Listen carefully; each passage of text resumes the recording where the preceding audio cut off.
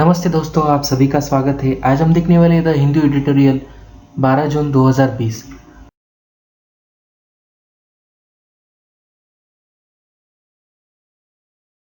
आप हमारे YouTube channel पर पहली बार है तो target government job YouTube channel को सब्सक्राइब कीजिए, बाजू में दिए हुए बेल आइकन को क्लिक करना मत भूलें। दोस्तों, इस वीडियो लेक्चर में आज हम दो महत्वपूर्ण एडिटोरियल के बारे में जानकारी लेने वाले हैं। पहला जो है कि भारत और चीन की जो बॉर्डर है, सीमा, उसके ऊपर जो फिर से जो चालू है उसके बारे में, और दूसरा और महत्वपूर्ण जो है कोविड-19 का जो रिकवरी रेट है उसके बारे में, बेहतर रिकवरी रेट के बारे में।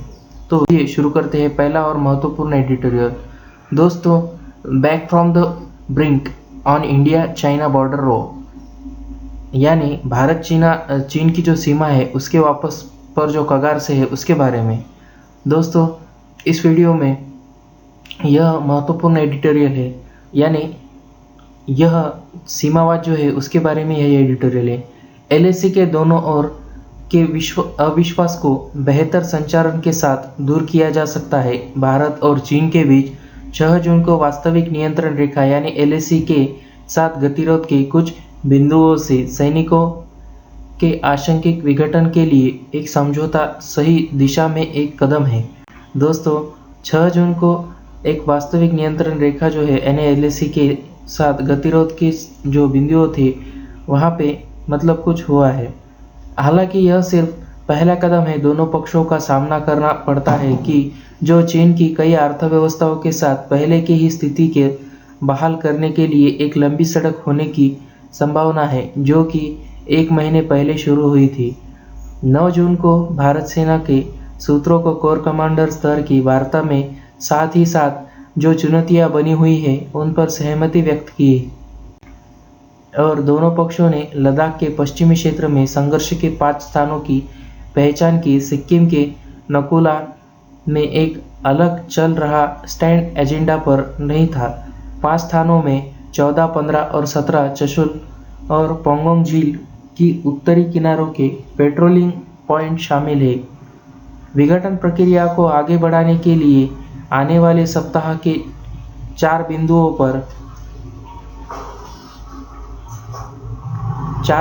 पर जो ये है, यानी कि जो 4 बिंदु है वो अलग अलग से रहा है, स्टैंड पर एजेंडा रहा है, पर 5 स्थानों में 14, 15 और 17 चुशुल पोंगोंग झील में किनारे जो है वो पेट्रोलिंग पॉइंट शामिल है। विघटन प्रक्रिया जो है वो अलग से बढ़ाने के लिए आने वाले सप्ताह में 4 बिंदुओं पर कर्नल, ब्रिगेडियर और मेजर जनरल के निचले स्तर पर वार्ता की श्रृंखला आयोजित करने के लिए एक व्यापक योजना पर सहमति भी हुई है। हालांकि पोंगोंग झील पर गंभीर मतभेद दिखाई देते हैं, जिसके लिए कोर कमांडर स्तर पर उच्च स्तरीय वार्ता के लिए एक और दौर की आवश्यकता हो सकती है। चीनी सैनिकों ने झील की उत्तरी तट पर फिंगर 4 क्षेत्र जो है उसकी खुदाई की है और अभी भी भारत की एलएसी पर मौजूद है, जो फिंगर 8 पर चल रहा है। फिंगर्स 1 से 8 पश्चिम से पूर्व और चल रहा है। उत्तर तट पर पर्वत से स्पर्श का उल्लेख करता है। टेट खड़ा करके चीन के एक तरफा स्थिति बदल दी है। दोस्तों, भारत ने यह स्पष्ट कर दिया है कि वह यह यथास्थिति बहाल करने से कुछ भी स्वीकार नहीं करेगा, और जब तक चीन तोपखाने, बमबर्स, रॉकेट बॉलों, वायु रक्षा रडार और जैमरे में खींच नहीं लेता, तब तक इस क्षेत्र में अपने निर्माण को कमजोर नहीं करेगा और एलएसी के अपने पक्ष में फ्रंटलाइन के पीछे जमीनी स्तर पर हुई बातचीत में चीन के कदमों के बारे में बताया जा सकता है कि एलएसी के भारतीय पक्ष में बुनियादी ढांचे में भारत के हाल के सुधार से इसकी असुरक्षितताओं से प्रेरित हो सकता है, जिससे चीन को मिली विषमता को कम करने में मदद मिली है और अब वह चाहता है कि संभाल कर रखना। और भारत ने स्पष्ट रूप से यह स्पष्ट कर दिया है कि वह एलएसी के उस तरफ निर्माण गतिविधियों को नहीं रोकेगा जिसके वह पूरी तरह से हकदार है। 6 जून की वार्ता में एक महत्वपूर्ण बदलाव जो लंबे समय तक चलने वाला प्रभाव हो सकता है, वह एक प्रस्ताव है कि दोनों सेनाओं में के बीच उच्च स्तर पर बेहतर बातचीत के लिए कॉर्प्स कमांडर के साल जो है 1 बार या 2 बार औपचारिक बैठकों होती है। यदि हाल ही के तनाव को स्पष्ट कर दिया है तो एक बात यह है कि एलएसी के दोनों किनारों पर मौजूद रणनीति अविश्वास को दूर करने के लिए बेहतर संचार की तत्काल आवश्यकता है। पिछले 1 महीने में चीन की कार्रवाई ने दुर्भाग्यवश इस और गहरा कर दिया है कि अक्साई चीन को पुनर्प्राप्त करने के लिए पिछले साल खतरों के साथ भारतीय नेतृत्व के शीर्ष राजनीतिक स्तरों पर बीमार सलाह दी गई है, तो यह मदद नहीं की गई। हाल के अतीत के गलतियों के सबक लेकर दोनों पक्षों को अब देखना होगा कि क्या क्या किया जा सकता है।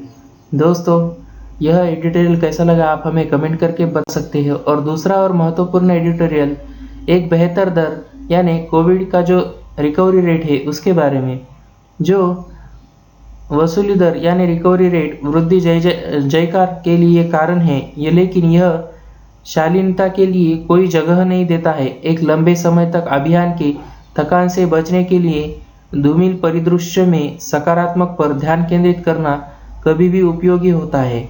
कोविड-19 के साथ विस्थापित लोग जो है उनके कुल संख्या जब से भारत में पहली बार दर्ज किया गया था, सक्रिय मामलों की संख्या पर हुई है, निश्चित रूप से एक मील का पत्थर है।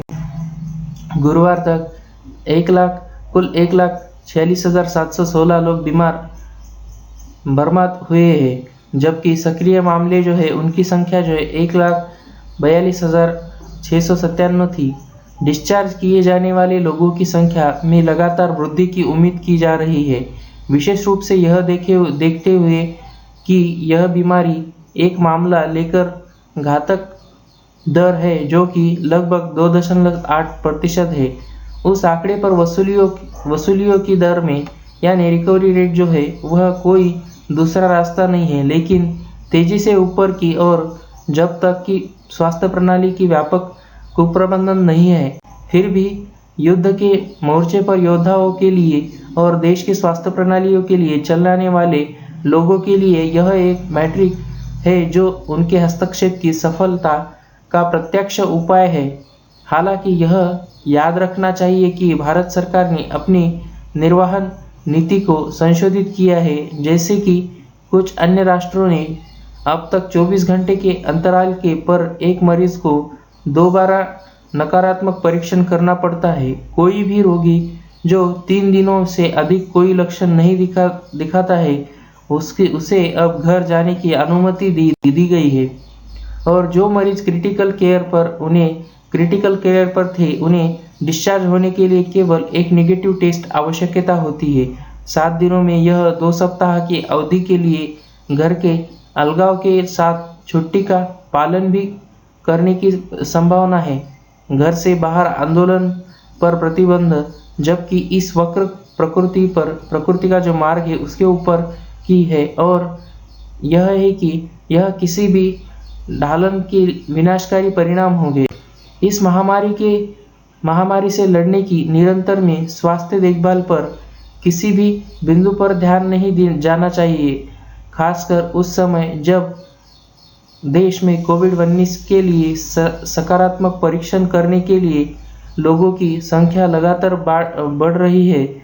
इस महामारी का खतरा चरम पर पहुंच गया है और स्वास्थ्य देखभाल संसाधनों और सुविधाओं में भारी वृद्धि से यह स्पष्ट और वर्तमान है। कुछ राज्यों में यह संभावना पहले से ही हो रहा है। इस परिदृश्य में पहले लक्षण पर एक उचित ट्राइज हल्के लक्षणों के साथ बीमार रोगियों में से किसी को भी भेद करने के लिए यह सुनिश्चित करने के लिए आवश्यक है स्वास्थ्य प्रणाली वास्तव में बीमार लोगों के लिए एक उत्तरदायित्व बन रहे हैं और उन्हें ठीक होने के लिए मदद करें।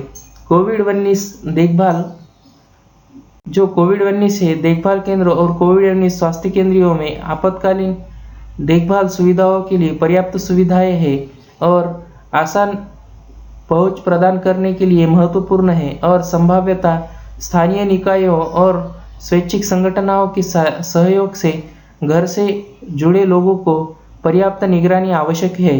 रिकवरी का जो रेट है वह कुल संख्या को प्राकृतिक अनुपात तक पहुंचने के लिए और हर घातक मामले को कम रखने के लिए सरकार यह सब कुछ करना चाहिए। एडिटोरियल कैसा लगा आप हमें कमेंट करके बता सकते हैं। Target government job YouTube channel को सब्सक्राइब कीजिए, बाजू में दिए हुए बेल आइकन को क्लिक करना मत भूलें। धन्यवाद।